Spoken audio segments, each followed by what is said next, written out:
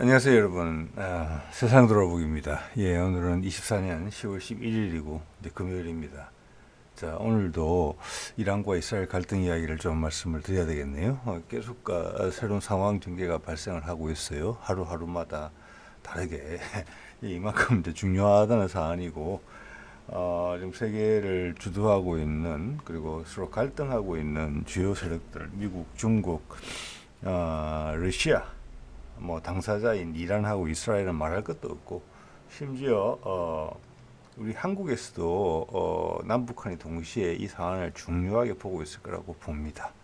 자, 미국이 예상 밖의 반응을 보였어요. 이스라엘을 배제하고 아랍 국가들이 이제 중재를 해서 미국이 이란과 협상을 하고 있다. 협상의 내용은 뭐냐? 단판 협상이다. 자, 이제는 이란이 헤즈볼라를 지원하고 있고 후티를 지원하고 있고 또 하마스를 지원하고 있다, 이런 부분들을 서로 이제 아는 거죠. 예.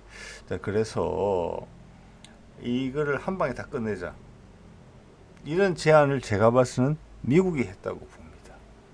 왜 그랬을까? 물론 여태까지도 미국이 뭐 무슨 평화 협상 이것저것, 그리고 또 아랍의 국가들이 뭐 협상을 제안을 했지만 지금은 상황이 다르다. 뭐냐? 아랍 국가들 스스로가 위험에 노출돼 있다. 왜냐? 이스라엘 이란을 공격하게 되면은, 그리고 만약 아랍의 소위 말하는 걸프 7개국이 그들을 만약 도와주게 되면은, 왜냐하면 그들 국가에는 많은 미군 기지들이 있기 때문에 미군이 직접 개입하는 것은 당연히 안 되는 것이고, 그 기지들이 왜냐하면 저기 어제도 최근에 말씀드립니다만은 지금 1000km가 넘는 거리를 날아가야 되기 때문에 이스라엘의 항공 전력들이 가운데 기착지가 필요하거나 아니면 공중 급유로가 필요하거든요. 왔다 갔다 하려면은 그걸 도와주면은 적이다. 그 말은 즉 뭐냐면은 거기 있는 페르시아만이 막힐 수 있다는 거고, 그 페르시아만을 막는 가장 손쉬운 방법은 이란 입장에서는 호르무즈 해협, 짧게는 한 70, 80km밖에 안 돼요. 이제 후티가 홍해에서 하는 거 봤죠. 그걸 강도를 높인다고 생각해 보세요. 이란의 국력으로. 그러면 그 안에 있는 이라크, 뭐 쿠웨이트, 바레인, 뭐 그리고 UAE, 사우디 상당 부분 포함입니다. 거기에 원유 수출기에 통째로 막혀요. 그것은 그들 국가에 엄청난 타격을 주게 되는 거죠. 자, 그렇게 이제 확전될 위기에 있기 때문에 미국이 나섰다, 이렇게 볼 수도 있지만, 다시 그거는 네타냐후가 팽하면 끝인데, 이번에 좀 다른 게, 그제 걸프 7개국들의 심정이 다른 것이고, 두 번째는 제가 보기에는 최근에 이란의 그 지진 발생한 거, 테헤란에서 150km 떨어진 지역에서, 그게 이란이 의도적으로 한 핵실험이다, 이런 가능성을 지금 미국이 확인한 것 같거든요. 간접적으로. 그럼 이란이 핵무장을 이미 하고 있다라는 거예요. 이란이 핵무장을 하고 있다는 거예요. 이란은 지진이 잦은 지역이에요. 자, 과거에도 유사한 사례가 있었을지 몰라요. 자, 이것은 처음으로 핵을 개발하기 위해서 실험을 한 게 아니고 이미 가지고 있고, 그것을 보여줬다, 이렇게 봐지거든요. 왜냐하면 그렇지 않고서는 이스라엘에 대해서 본격적인 탄도탄과 극초음속 미사일 공격을 하지 않았을 가능성이 높다는 거죠. 그것을 미국이 이번에 이제 현실 인식을 했다. 그래서 네타냐후한테는 미안하지만 네타냐후를 배제하고 미국이 전면에 나섰다. 이렇게 서로 쌍방의 일을 서로의 주고받는 걸 보면서 양쪽을 다 이해하게 되는 그런 부분이 있는 것 같아요. 근데 과연 이제 핵심은 이걸 이스라엘이 받을 것인가? 이 말은 여기서 미국 협상에 나섰다? 네타냐후가 엄청나게 흥분했죠. 안 좋은 쪽으로. 충분히 그랬을 겁니다. 지금도 네타냐후는 바이든과 미국을 우습게 보고 있단 말이에요. 이번에 그 관계를 쫑을 낼 수 있는 확실하게 그런 계기가 될 수도 있다. 저는 네타냐후는 계속 무리수를 계속 감행할 거라고 봅니다. 그리고 미국의 정권이 지금 가능성이 가장 높은 것은 바이든에서 트럼프로 넘어가게 되는 것이다. 그럼 트럼프는 미국 내에 강력한 유태인들의 압박이 있겠지만 상황이 이렇게까지 전개되고 보면은 그래도 내가 먼저 살아야 될 거잖아요. 발을 쉽게 뺄 수 있게 된다. 그러면 네타냐후와 이스라엘은 몰락이다. 이런 시나리오로 한 걸음 더 다가서는 게 아닌가 이런 생각을 하게 돼요. 자, 관련된 내용 이런 것은 현재 아마 미국 주류 언론에서 전혀 보도가 되고 있지 않아요. 네, 이것은 현재 이쪽에 관심이 많은 인도 쪽에서 열심히 보도를 하고 있어요. 러시아 쪽에서 구체적으로 보도가 안 나오고 있고요. 당연히 우리나라에서 보도가 안 나올 거라고 저는 생각을 합니다. 네. 자, 볼까요? 이거 오늘 타임즈 오브 이스라엘 내부의 언론인데요. 10월 9일 날, 그러니까 우리로 치면 한 10일, 어제 정도 난 기사인데, 이거 오늘 좀 시간이 조금 중요해요. 제목을 뭐라고 뽑았느냐, 미국과 아랍국들 모두, 아랍국들이 모든 전선에서 일괄휴전, 자, 하나로 다 쫑을 내자는 거죠. 서로 이제 뭐 숨기고 뭐 지원하니 안 하니 이런 말 하지 말자. 그러니까 이란 네가 그 뒤에 있잖아. 그리고 이란 네가 그 뒤에 있는 이유도 우리는 알겠어. 팔레스타인의 대표주자다. 아랍의 대표주자다 이란이. 팔레스타인의 권리를 지키는 게 옳으냐 그러냐. 전 세계 이론도 너희들이 옳다고 그러지 않냐. 자, 그러니까 딜을 하자 바로. 이렇게 속내를 다 꺼내고 이야기를 했다는 거죠. 테이블 상에서. 이것은 이란이 부정을 하지 않았다는 거예요. 이런 부분에 대해서. 난 네 후티를 지원하고 있고 하마스를 지원하고 있고 헤즈볼라를 지원하고 있다. 이런 것을 아니다라고 부인하지 않았다는 거예요. 이것은 엄청나게 솔직한 지금 대화를 하고 있다. 입장은 미국이 약하다고 저는 봅니다. 예. 왜냐 이 결과를 이스라엘이 수용할 것이냐 안 할 것이냐 미국이 과연 확신이 있을까? 잘 모르겠거든요. 뒤에 또 바이든하고 통화한 내용까지 보시면 더더욱 그렇게 생각하실 겁니다. 자, 이렇게 되면 결국은 미국이 나중에 이스라엘을 버릴 수밖에 없어요.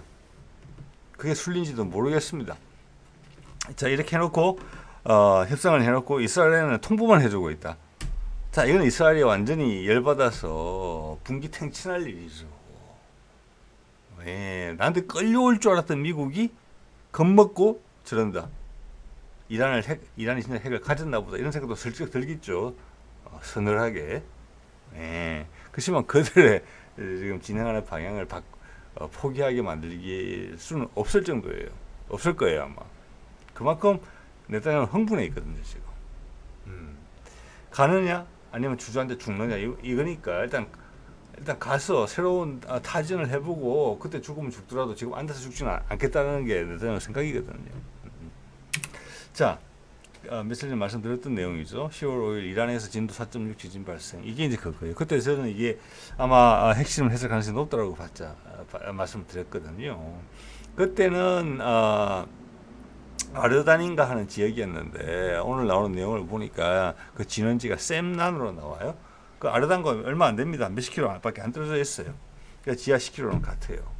이게 여러 가지를 봤을 때 이란이 의도적으로 한 핵실험으로 맞아요. 그걸 이야기해 준 거죠, 미국한테. 예. 자, 그래서 이 내용에 대해서 미국이나 서방 언론에서는 다루지 않았어요, 사실은. 그런 눈치는 챘지만. 그래서 러시아가 일부러 이런 기사까지 냈어요. 예. 핵실험 금지를 뭐 주장하는 어떤 단체에서 낸 기사를 따서 전달하면서 이런 이야기를 한 거죠. 지진파 분석 결과 핵실험 아닌 것 같다. 그러면서 알려줬다. 제가 그런 식으로 말씀을 드린 바가 있어요. 결국 사실은 그런 거예요. 예, 러시아는 알고 있었던 거죠. 여기에 대해서. 예, 그래서 세상에 공표를 한 거예요. 이란이 핵무기 가지고 있단다. 핵무장을 하기 위한 예비적인 단계적인 실험이 아니고 이미 가지고 있다. 근데 우리는 지진한 형식으로 한번 소개를 해줬다. 저는 그렇게 해석을 합니다. 예, 그게 순서에 맞거든요. 이번에 이스라엘 타격한 극초음속 미사일들에 탄도에 장착할 수 있다. 이렇게 되면 순식간에 미국이 지금 저자세라고 좀 평가를 하거든요. 여러분 나름 생각해 보십시오. 순식간에 아랍의 중동의 여러 기지에 흩어져 있는 미군 기지에 있는 4만 명의 미군들이 순식간에 볼모가 되는 거예요. 볼모가 미국 입장에서는 그거를 뭐랄까 각성하게 해준 거예요. 이란의 이번 실험은. 이스라엘이 중하니 너희들 병사들의 목숨이 중하니. 완전히 다른 분위기죠. 예.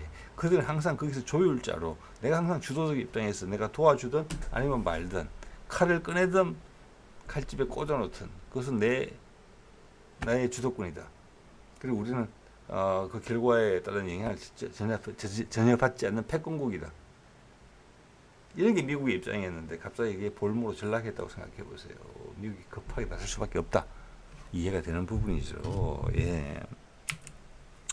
자, 이거 보면은 이란의 이제 핵시설들에 대한 정보가 나와서 이걸 인도 쪽에서는 자세히 보도하고 있어요. 인도에서는 이게 몇백만이 보는 뭐랄까 구독자 몇백만의 채널이거든요. 이 퍼스트 포스트가 그러면 우리나라에 있는 공영방송 뭐 KBS, MBC 이런 거고 미국에 있는 주요 방송 그런 급인데 그런 데서는 전혀 보도 안 하고 있는 거를 인도 사람들은 다 알고 있는 거예요. 이렇게 핵시설 위치까지 해서 여기 보면 지금 핵 발전소가 하나 있고요.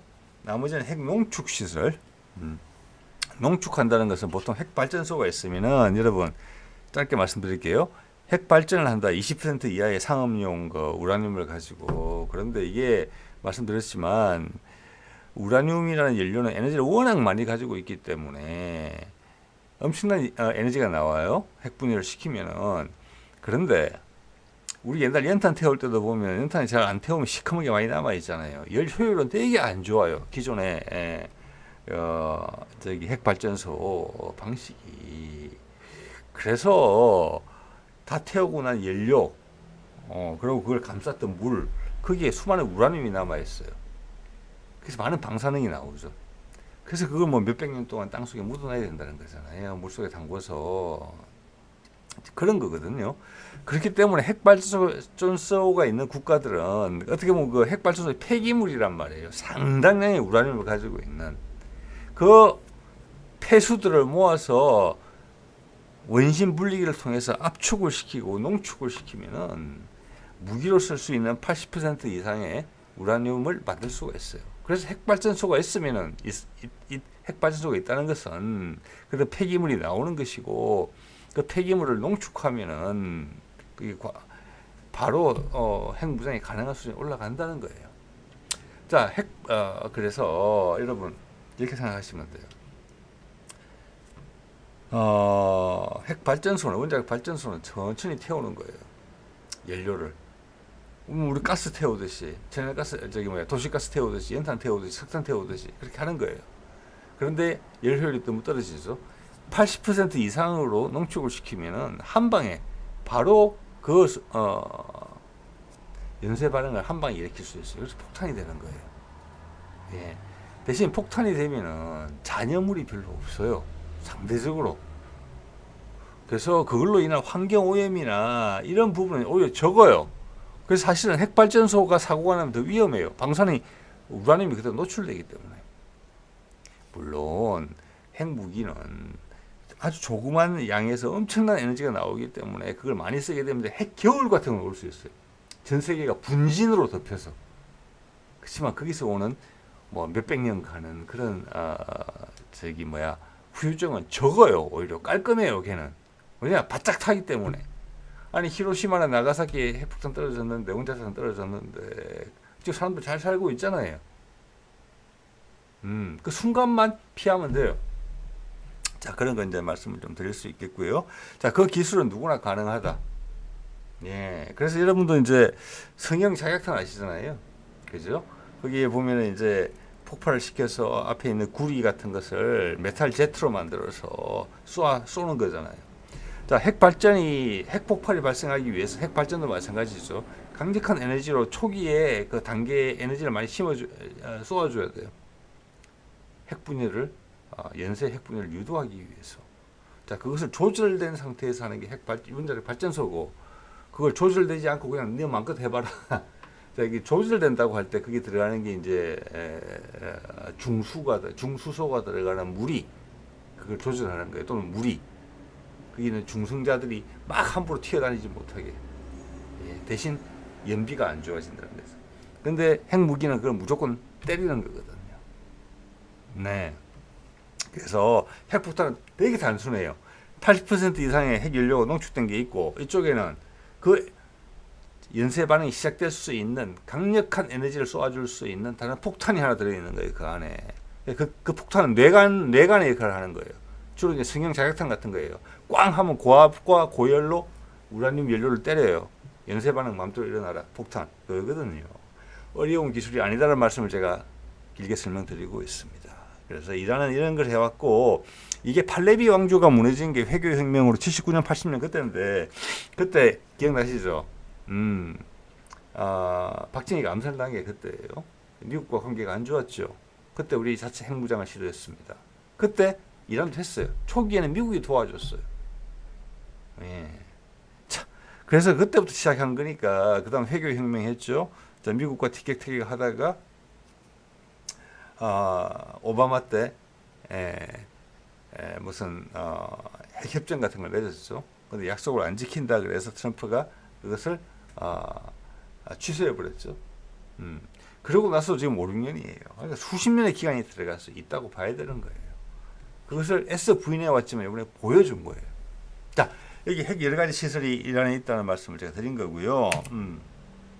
또 하나 핵심적인 건 이겁니다. 이것도 보면은 2019년 4월 2일에 지금 왜냐하면은 아까 셈난이라는 곳에서 발생한 게 자연 지진이냐? 아까 러시아에서는 자연 지진이다.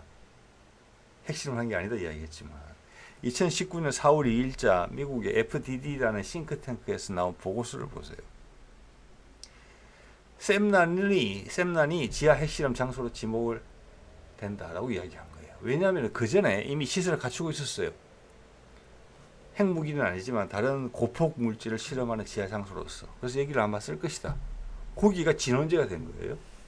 이란 사람들이 바보겠습니까? 그렇게 지진이 자주 일어나는 지역에 지하 핵실험 기지를 만들 리가 없겠죠. 이렇게 보면은 제 생각에는 한 90% 이상 이번은 우리가 핵을 가지고 있다는 걸 보여줬다. 이제 핵무기 만들 거야. 우리 기술 확보해서 이게 아니고 핵을 가지고 있다. 왜냐? 이스라엘에 대한 타격을 이미 했기 때문에 그렇게 본다는 겁니다. 예. 자, 그리고 이게 이란의 외무부 장관이죠. 지난번 외무부 장관은 지난번 이란 대통령이 헬기 사고로 죽을 때 같이 죽었습니다. 예, 새로운 이제 외교 장관인데 10월 8일 날 이렇게 이야기했어요. 어떤 식으로든 이스라엘이 공격을 해온다면 우리의 대응은 지난번보다 훨씬 강력할 것이다. 예, 아까 지진 발생한 거, 핵실험으로 추진되는 지진 발생한 게 10월 5일이에요. 그 이후에 이런 발언을 했다는 거예요. 그래서 훨씬 강력할 것이다. 이게 남다르게 다가온다는 거예요. 그리고 그걸 다 알고 이야기한다고 여러분 판단해 보십시오. 네. 그리고 이런 이야기도 했죠. 협상을 한다면 시온주의자들의 범죄 행위를 중단하고 지역 전쟁 확전 획책을 막는 다는 전제가 필요하다. 예, 이게 협상의 조건을 제시한 거예요. 이렇게 말하면서. 이 말은 이미 제안이 들어왔다는 겁니다. 10월 5일 날 셈난에서 지진이 발생하고 나서 이거 서로 다 이야기해 주는 거예요. 핵실험이었다. 미국이 엄청 놀랐다. 그리고 이란은 주변 국가들 아까 걸프 7개국들한테 통보를 했다. 그것은 핵실험이다. 자, 지금 이란하고 미국은 직접적인 교섭 창구가 없어요. 국교가 없기 때문에 그래서 그들 걸프 7개국을 중에 누구를 통해서 이야기를 전해 들었을 거라고 봅니다. 그리고 확인을 했겠죠. 예. 자, 여러분 다 그림을 그려 보세요. 이란 외교장관이 이 말하는 그림하고 이 말하는 뭐랄까 분위기하고 10월 5일 이 10월 5일 그 핵실험 또는 지진 그 이후에 하는 말들이거든요. 그러면서 시리아를 방문했고 그 다음 사우디아라비아를 방문했어요. 자, 그 과정에서 이야기를 전달했다고 봅니다. 예. 그래서 걸프 7개국은 우리 내부에 있는 우리 땅에 있는 미군 기지를 이란을 공격하는데 활용하면 안 된다라고 선을 그었죠. 그게 미국도 포함이에요. 제가 어제 더글라스 맥그레거의 말을 빌려서 지금 미국의 공중 급유 전력의 한 3분의 2 이상이 중동 지역에 지금 배치되어 있다. 그래서 미군 기지에서 중동의 공군 기지에서 공중 급유기를 띄운 다음에 공중에서 급유를 해주는 것은 괜찮지 않느냐? 그럴 공산이 크다. 어차피 이스라엘은 공습을 하게 돼 있기 때문에 지금. 그런데 오늘 이제 분위기는 뭐냐면은 미국이 이것을 인지하고 있다 하면은 이제는 무게 중심이 이란 쪽으로 넘어가 있는 거죠. 그것도 도와주는 행위다. 왜? 그들 기지에서 발진해서 도와준 거니까. 동조한 것이다. 우리는 타격할 것이다. 미군이 이미 인지하고 있거든요. 우리 4만 명의 중동에 파견되어 있는 미군이 볼모가 될 수 있다는 것을. 그리고 그 지역에 지금 파견되어 있는 항공모함 2척하고 그 세병대 상륙단 그리고 이지스함들도 목표가 될 수 있다. 입장이 완전히 바뀐 거라고 봅니다. 그래서 공중 급유 정도는 괜찮지 않을까, 이 입장이 후퇴됐을 거라고 봅니다. 예. 자, 이거는 이제 10월 5일 날, 이거는 이제 그 지진이 기록된 그 날이에요. 이날 이제 시리아를 갔거든요. 시리아는 이제 러시아 때문에 목숨을 부지하고 있는, 러시아하고의 관계가 되게 돈독한 나라라고 볼 수 있습니다. 지역에서. 왜냐면 미국 CIA가 오바마 정권 때 공작을 한 내부를 가른 다음에 그 아사드 정부에 반대하는 세력한테 지원을 해줘서 내전을 발생시킨 거란 말이에요. 그래서 아사드 정권이 살아남을 수 있었던 것은 러시아가 직접 도와줬기 때문에 그래요. 자, 거기가 가장 먼저 이야기를 했어요. 공격에 상응하는 대응을 할 것, 강도를 높여서. 그래서 이들 언론 보도에서 지금 이제 힌두스탄 타임즈에서 4일 동안에 2번에 걸친 경고를 했다. 10월 5일 이후에.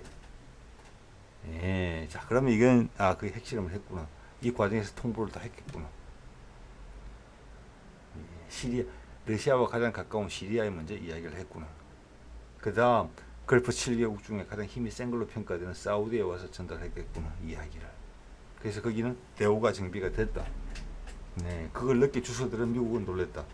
그래서 네타냐후를 배제하고 협상을 갔다. 이런 이제 설명이 가능하다는 것입니다. 예.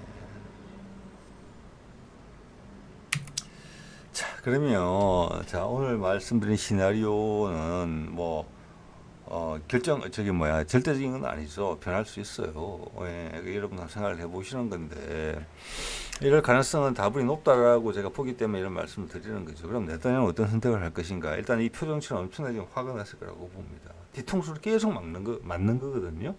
왜냐하면 10월 1일에 이란의 공격에 의해서 돌파됐단 말이에요. 그들의 방공망이. 자, 그 자체가 네타냐후한테 당혹감을 주는 것도 있지만, 여러분이 이스라엘 국민이라고 생각해 보세요. 지금 이 순간에. 이때까지는 뭐 불꽃놀이 구경하듯이 구경을 했단 말이에요. 하마스나 헤즈볼라가 로켓탄 느린 거 하늘에서 뭐 슬슬슬슬 풍선 날라오듯이 오잖아요. 그거를 아이언돔 시스템이 착착착착 깨트려내는 모습을 보면서 쾌감을 느꼈는데, 이번에는 그게 아니란 말이에요. 즉, 그런 어떤 이스라엘 국민들의 위기감, 이번엔 다르네, 등골이 오싹한데, 이런 것은 네타냐후에 대한 엄청난 정치적 압박이거든요. 자, 그래서 협상을 했고 협상안이 나왔다. 미국이 지금 궁한 입장에 있다는 것이고, 그 궁한 입장을 나타내는, 증거하는 가장 핵심적인 표현은 일괄 협상하자라고 이야기했다는 거예요. 일괄 협상. 일괄 협상하고 난 빠져나가고 싶다는 이야기예요. 네, 이거거든요. 그럼 네타냐후가 그러면은 그 말을 따라줄 것인가? 아마 우크라이나의 젤렌스키 같았으면 그냥 시킨 대로 했을 거예요. 네타냐후는 제가 보기엔 아니다라고 생각합니다. 그 아니다라고 생각하는 어떤 신호가 이미 나왔어요. 어제인 것 같아요. 우리 시간으로 어제나 우리 오전에 네타냐후하고 바이든하고 30분간 통화를 했다고 돼 있었습니다. 지금 둘은 사이가 안 좋은 것으로 돼 있어요. 이번 8월달 이후에, 지난 8월 이후에 처음으로 대화를 했다고 해요. 그럼 2달 정도 만에 대화를 한 거예요. 예, 언론 보도를 보면 그래요. 예. 자, 그래서 논의의 주제는 뭐냐? 이것은 백악관 대변인 이야기에서 나온 거예요. 이란을 어떻게 공격할 것인가에 대한 논의를 했다. 이때까지 협의를 잘 해왔고 그것을 계속 이어가는 대화를 했다. 이러면서 어중간하게 이야기를 했어요. 그런데 그 대변인이 말을 할 때 이스라엘의 이란에 대한 보복에 대한 협의를 했다. 즉 이것은 여러 가지를 의미하는데 첫 번째 제가 받는 느낌은 바이든 즉 백악관이 미국 내에 유태인에 대한 유태인의 시선을 엄청나게 신경을 쓰고 있다. 즉 보복 공격을 한다는 당위성을 인정해 주는 거다. 왜냐하면 주제가 이란에 대한 어떤 반격을 어떻게 할 것인가를 토의했다고 이야기를 했기 때문에 그래요. 예. 자, 이게 이제 이스라엘 로비의 실체이고, 로비의 힘의 실체이고, 네타냐후가 미국과 바이든을 가지고 노는 실체이기도 해요. 대변인이 말을 그래 꺼냈으니까. 근데 저는 실제 내용은 지금 오늘 쭉 맥락을 보십시오. 무슨 이야기를 했겠습니까? 야, 너 전쟁 확진하면 안 되겠다. 우리 큰일 나겠다. 우리까지 엮여들겠다. 그럼 북한하고 시나리오가 똑같아지는 거예요. 북한이 하는 이야기가 그렇잖아요. 남한하고 우리하고 분쟁이 발생하면 미국 너희부터 때리겠다. 왜? 남한은 미국 너의 지휘하에 있는 거 아니야? 왜? 우리가 휴전 협상할 때도 너랑 협상했잖아. 너랑 서명했잖아. 한국군은 그거 끼지도 못했잖아. 그러니까 나는 무조건 발사하면 너 책임이야. 미국 너 책임이야. 널 때릴 거야. ICBM 있지? 핵탄도 잘 만들고 있어. 이란도 그렇게 할 수 있다는 거거든. 이란도. 똑같이 미국에 대한 압박을 넣는다는 거예요. 지금 미국이 샌드위치가 됐어요. 그래서 그 대변인의 말이 이란을 반격하는 방법에 대해서 대화했다.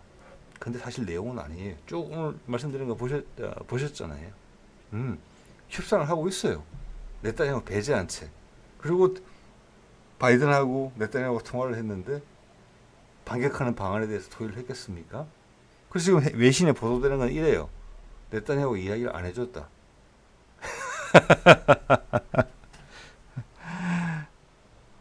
이거 뭔 말입니까? 말해줄 이유가 없죠. 바이든의 관심사가 그게 아닌데 무조건 하지 말라고 그러는데 예. 그럼 서로 양쪽이 서로 주고받으면서 사실관계를 우리한테 보는 사람 제3자한테 확인을 해주고 있는 거예요. 예. 그래서 30분 동안 길게 통화했다는 걸 강조했어요. 그 말은 되게 안 좋게 끝났다는 것이라고 생각을 합니다. 저는. 자, 이제는 여태까지도 그래왔지만 네타냐후가 혼자 하겠다는 거예요. 근데 미국은 정말 무서워졌을 것 같아요. 이제 발을 뺄 것 같아요. 왜? 핵무기로 공격받을 수 있겠다. 아까 말씀드렸죠. 4만 명의 미군이 거기서 볼모로 잡혔다.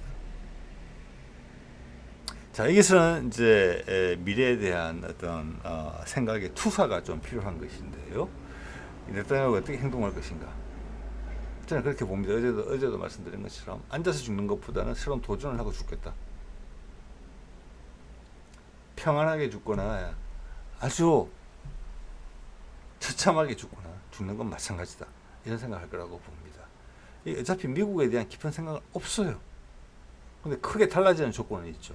미국이 네타냐후를 도와줄 수 있는 힘을 급격히 줄일 수 있다는 거예요. 말을 안 들으면. 바이든은 어떻게든 끌려올 수 있지만 지금 대선이 있잖아요. 예. 그래서 미국 행정부는 백악관은 미국 국민들에 대해서 계속 거짓말을 더 하게 되는 거예요. 한번 거짓말을 하면은 새로운 상황이 발생할 때마다 거짓말을 계속 추가로 더 해야 돼요. 양측이 손인이 돼 있거든요. 예. 자, 근데 지금 대선이 한 달밖에 안 남았잖아요. 자, 그래서 어제도 말씀드린 공중급유 과연 도와줄 수 있을까? 그래서 일부 이제 전문가들은 해외 전문가들을 보면 이런 이야기가 있어요. 공습이 어려워졌을 가능성이 있기 때문에 지금 이란 내부에 상당히 많은 모사드의 영향을 받는 소식들이 있단 말이에요. 그래서 테러전으로 가지 않겠는가라고 생각하는 사람들도 있더라고요, 보니까. 그런데 이런 전면전적인 분위기에서 테러로서 맞대응을 한다? 하메네이를 지금 죽이는 거 아닌 다음에는 그거 이스라엘이 보기에 맞닥쳐놓을 거라고 생각합니다. 무리했으라도 정규전적인 공격을 시도할 거라고 봐요. 거기서 미국은 은근히 조금할 거라고 봅니다. 어느 정도 도와줄 수 있을지 모르겠어요. 그렇지만 이번에 확인을 했잖아요. 한 번 더 핵무기를 엄청나게 무서워한다, 미국이. 예. 자, 그리고 미국이 상당히 강력한 압박을 넣을 수 있는데 바이든이 어느 정도 할 수 있을지 모르겠어요. 바이든은 제정신도 아닐 뿐더러 지금 뭐 뭐라고 할까, 저는 레임덕도 어디 없죠. 해리스가 반짝반짝하냐, 그것도 아니란 말이에요. 자, 이렇게 되면은 오히려 트럼프가 만약 대통령이 된다면은 그럴 가능성이 현재는 높아 보인단 말이에요. 그렇게 되면은 트럼프 입장에서는 되게 일이 쉬워지는 거예요. 이미 나쁜 짓을 계속 해온 게 빌드업이 돼 있기 때문에 미국 내부의 유태인들의 어떤 로비 세력의 힘을 많이 약화시키고 있어요. 네타냐후의 행동이.